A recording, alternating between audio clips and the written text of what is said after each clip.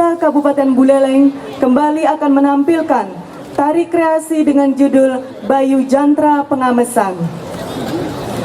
Tari ini terinspirasi dari proses pemintalan dan pencelupan benang di Banjar Pamesan, Desa Lukepakse, Buleleng.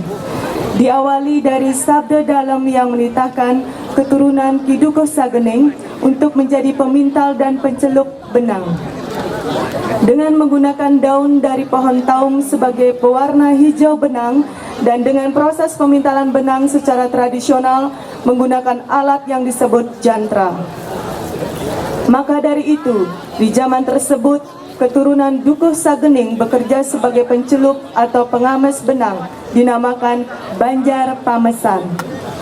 Terinspirasi dari semangat Bayu Pramana, masyarakat untuk hidup dari memintal dan mencelup benang, terciptalah sebuah tari kreasi yang berjudul Bayu Jantra Pengamesan.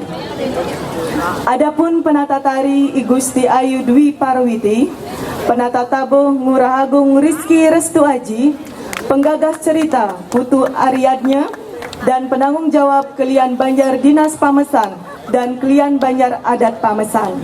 Terimalah persembahan tari kreasi Bayu Jantra Pengamesan dari Duta Kabupaten Buleleng. Selamat menyaksikan. Di belakang.